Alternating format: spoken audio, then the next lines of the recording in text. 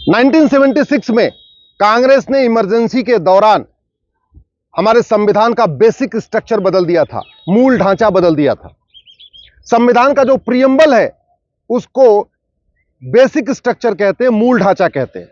संविधान में जो शब्द लिखा हुआ है वो संविधान की आत्मा है। लेकिन 1976 में कांग्रेस ने इमरजेंसी के दौरान इस प्रियम्बल को ही बदल दिया, यानी बेसिक स्ट्रक्चर को बदल दिया, मूल ढांचे को बदल दिया। इसी के खिलाफ मैंने सुप्रीम कोर्ट में पीआईएल फाइल किया है। अगली सुनवाई अब जुलाई में होगी और हमें पूरा भरोसा है आने वाले समय में अगर पार्लियामेंट इस प्रियम्बल में जो बदलाव हुआ उसको ठीक करेगा तो अच्छी बात है, नहीं तो सुप्रीम कोर्ट इसको जरूर ठीक करेगा। हमने अपनी याचिका में सबसे पहले यह कहा है कि उस समय लोकसभा का टेन्योर मार्च 76 में ही पूरा हो गया था। ध्यान रखिए, लोकसभा का टेन्योर जो 5 साल का होता है वो मार्च 76 में कंप्लीट हो गया था, जबकि ये कॉन्स्टिट्यूशन का जो प्रियम्बल है इसको बदला गया दिसंबर में, यानी 9 महीने के बाद। तो सवाल यह है, जब लोकसभा का टेन्योर पूरा हो गया तो उस समय जो वोट दिए उनकी वैलिडिटी क्या है? दूसरा, इमरजेंसी के दौरान सारे के सारे लीडर ऑफ अपोजिशन जेल में थे। मीडिया का बिजली और पानी का कनेक्शन कटा हुआ था। उस समय एक ही चैनल हुआ करता था, दूरदर्शन, वो पूरी तरीके से सरकार के कंट्रोल में था। और जो प्रिंट मीडिया थी, जितने अखबार थे, उनका बिजली पानी का कनेक्शन कटा हुआ था। मीडिया के लोग जनरेटर की मदद से तो पेपर छापते थे। पूरे देश को जेल बना रखा था। आर्टिकल जो फंडामेंटल राइट है उसको खत्म करके रखा हुआ था। हाई कोर्ट, सुप्रीम कोर्ट जो जाते हैं हम लोग किसी कानून के खिलाफ या किसी सरकार के आदेश के खिलाफ, वो अधिकार भी छीना हुआ था। यानी आर्टिकल 32 में सुप्रीम कोर्ट आने का अधिकार छीन लिया था और आर्टिकल 226 में हाई कोर्ट जाने का अधिकार छीना हुआ था। तो ऐसे में हमारा ये कहना है, जो कॉन्स्टिट्यूशन में प्रियम्बल में जो बदलाव हुआ ये बिल्कुल गलत है। इसको रिस्टोर करना चाहिए। जो ओरिजिनल प्रियम्बल था उसको फिर से इंप्लीमेंट करना चाहिए। हमारा ये भी कहना है कि ये जो संविधान, जो प्रियम्बल है, ये बेसिक स्ट्रक्चर है। अगर इसमें 2 शब्द जोड़ा जा सकता है, इसका मतलब कल को आने वाली सरकार 2 शब्द घटा भी सकती है। अगर सरकार को यह अधिकार मिल गया कि वो प्रियम्बल में कुछ जोड़ सके, तो इसका मतलब सरकार को यह भी अधिकार मिल जाएगा वो प्रियम्बल में कुछ घटा भी सके। पता चला बाद में कोई ऐसी सरकार आती है वो डेमोक्रेसी को निकाल देती है। कल को कोई ऐसी सरकार आती है वो रिपब्लिक वर्ड को निकाल देगी। कल को कोई और सरकार आती है वो प्रियम्बल में जो जस्टिस लिखा हुआ है जस्टिस को निकाल दे।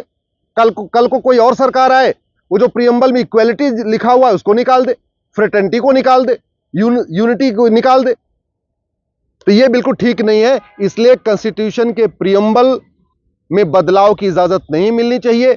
संविधान निर्माताओं ने लंबी चर्चा के बाद यह कहा था ये हमारा प्रियम्बल है और इसमें न सोशलिस्ट वर्ड होगा न सेकुलर वर्ड होगा। इसके बावजूद इमरजेंसी के दौरान, उस आपातकाल के दौरान जब पूरा देश गंभीर खतरों से चल रहा था, पूरे देश में एक इमरजेंसी लगी हुई थी, कांग्रेस ने संविधान के मूल ढांचे को बदल दिया। इसको ठीक करना जरूरी है और मुझे पूरा विश्वास है आने वाले टाइम में इसको सुप्रीम कोर्ट जरूर ठीक कर लेगा।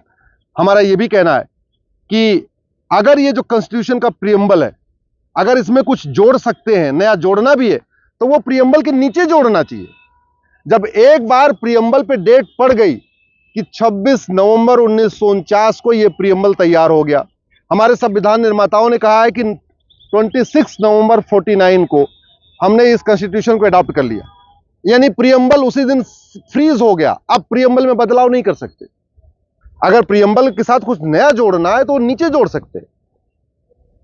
कॉन्स्टिट्यूएंट असेंबली जिसने इस प्रियम्बल को बनाया, जिसने इस प्रियम्बल को फाइनलाइज किया, जिसने इस प्रियम्बल के बाद साइन किया, वो 76 में थी नहीं।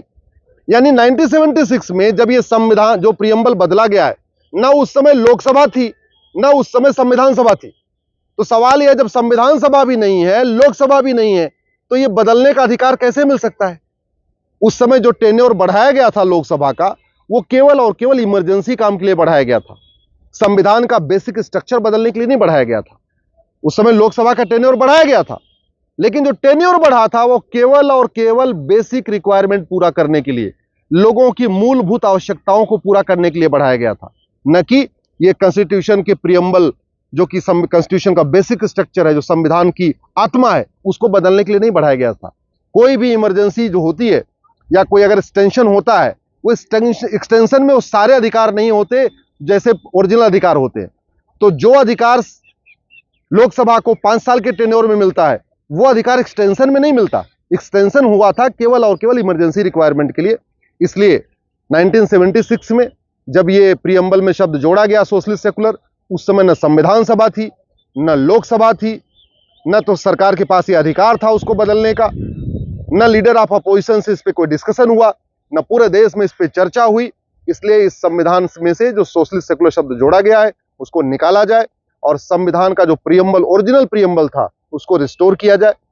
फिर से जुलाई में सुनवाई होगी। मुझे पूरा भरोसा है कि जो आने वाली सरकार इस प्रीएम्बल में जो गड़बड़ी हुई है उसको ठीक कर देगी तो अच्छी बात है, नहीं तो सुप्रीम कोर्ट इस गलती को जरूर सुधारेगा।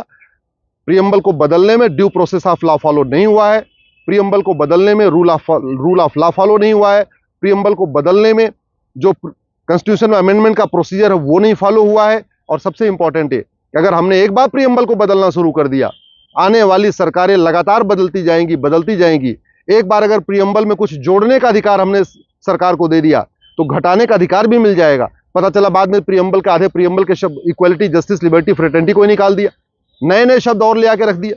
कल को कोई प्रीएम्बल में शरिया शब्द जोड़ देगा, कल को कोई प्रीएम्बल में कुछ और जोड़ देगा। तो इसलिए ये इसका इजाजत बिल्कुल नहीं मिलनी चाहिए। और हमें पूरा भरोसा है सुप्रीम कोर्ट हमारी याचिका को स्वीकार करेगा और इस ओरिजिनल प्रीएम्बल को रिस्टोर करेगा। और ये जो कांग्रेस के द्वारा 1976 में इमरजेंसी के दौरान जो शब्द जोड़े गए हैं उसको निकालेगा।